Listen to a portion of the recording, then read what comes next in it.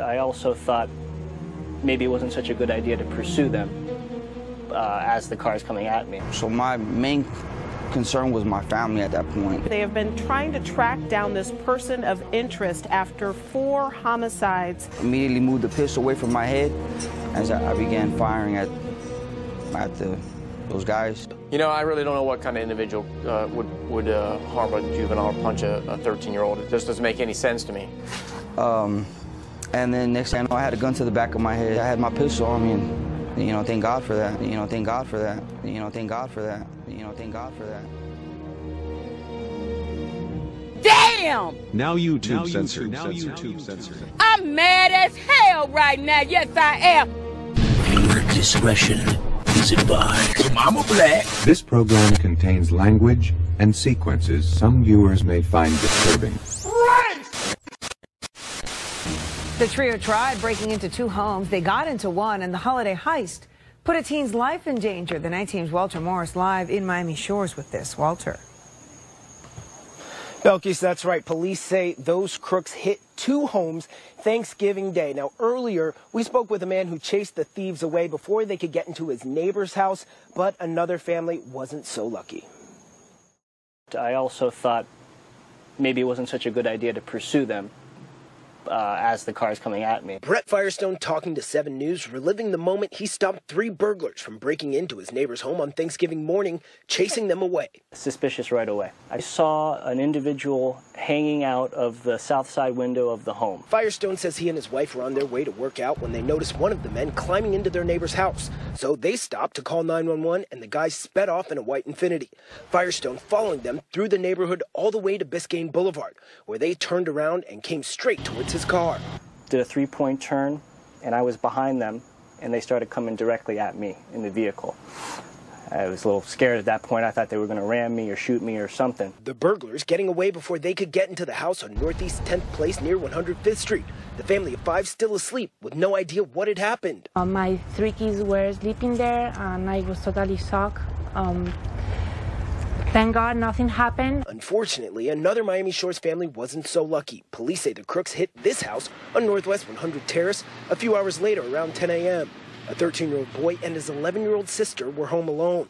Police say the teen heard something coming from a bedroom and walked into an attack. I heard the noise and the commotion when they were trying to take the TV set off the wall, confronted the subjects, and the subjects basically told him to be quiet, kind of punched him and pushed him in a closet. This grainy surveillance video shows the crooks leaving. Police say the 13-year-old wasn't seriously hurt, but certainly shaken up. You know, I really don't know what kind of individual would harm a juvenile or punch a 13-year-old. It just doesn't make any sense to me. And while the search for these criminals continues, Firestone says he's glad he was able to help his neighbors. And he has this to say to that trio of trouble. Find another line of work, because what they're doing is not going to last very long, and eventually they will be caught and they will be put to justice. So again, those guys getting away in a white Infiniti. If you know anything that can help find them or that car, call Crime Stoppers. That number's 305-471-TIPS. Live in Miami Shores, Walter Morris. Developing at this hour, a possible break in the string of homicides that have rattled the Tampa Bay area. 7's Robin Simmons is live at the news desk with this. Robin. The police chief in Tampa just wrapping up a news conference saying he is guarded yet optimistic about this latest development. They are at a McDonald's in Ybor City where they are now speaking with a person after finding a gun in a car. A tip led them there, and the police chief of Tampa says they have received more than 5,000 tips since all of this started at the beginning of October. That is scene of what is happening in Ybor City at that McDonald's parking lot. But we'll take you to the surveillance video that police have been working on. It's very grainy, but they have been trying to track down this person of interest after 4 homicides. After 4 homicides. After 4 homicides.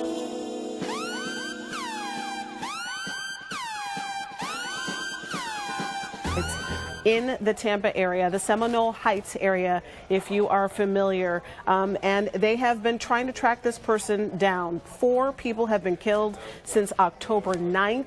A couple of these happening just within a couple of days of each other. The latest killing happening on November 14th. So police have been working on the premise that all of these are connected. Again, the police chief saying that he is optimistic that this could be related to those 4 murders. They are talking to that person. They have recovered a weapon from that car in Ybor City. And of course, we'll continue to follow the developments from Tampa and bring you the latest just as soon as we get them. For now, reporting from the news desk, Robin Simmons. We begin with the story of a crime victim taking matters into his own hands to protect his family. It all started around 10:30 when 4 teens walked up to a home on Remington Springs Drive and Desert Marigold Drive and pulled a gun on a man in his garage. But the man they targeted was armed and ready. Channel 2's Brandon Walker spoke with that homeowner tonight and joins us with this amazing story. Brandon? Yes, Sarah, Alexander Borrego is a retired Marine, but he says he was ready to handle this situation. That doesn't mean that it sits easily with him. The outcome, that is, one of those 4 teens being shot. I was sitting in the chair. I had my phone. Alexander Borrego says he didn't have a chance to look up before he says he was cornered.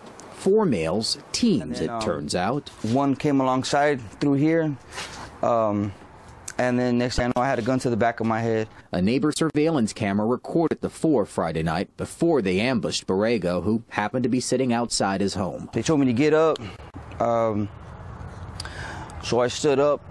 My garage door was open, so my main concern was my family at that point. His wife and children who were inside the house. Borrego says the teens grabbed him, pulled him, but little did they know. I had my pistol in the front pouch of my hoodie. From there, Borrego says he did what he had to do. As soon as I got my hand on my pistol, I turned towards the guy that had the gun in the back of my head. I immediately moved the pistol away from my head as I began firing at those guys. If Borrego seems pensive, reflective, he is, because of what happened next. I shot one in the chest and then in the neck. He survived. The same surveillance video that recorded their approach captured their sprint. The teen shot ran to, authorities say. His mother rushed him to the hospital. I don't have hate for them. The thought of what happened sits heavily on Borrego. He had to protect his own. It's sad, but, hey, I had my pistol on me, and, thank God for that.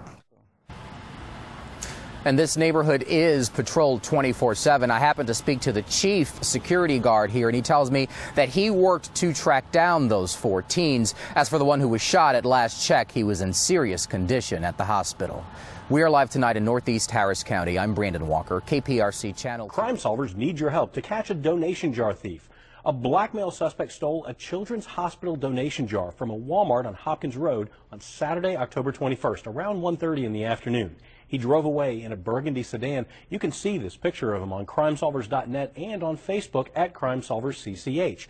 And if you can help identify him, call the hotline or use the P3 app. Either way, you will remain anonymous and could earn a cash reward. Like us on Facebook, subscribe to our YouTube channel, and take the time to solve the crime.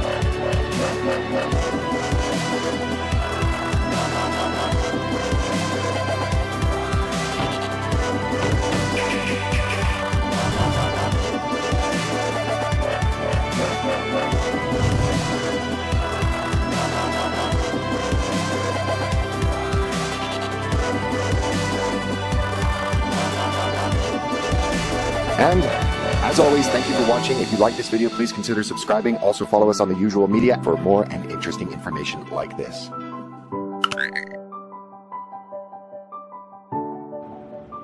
Fight their asses.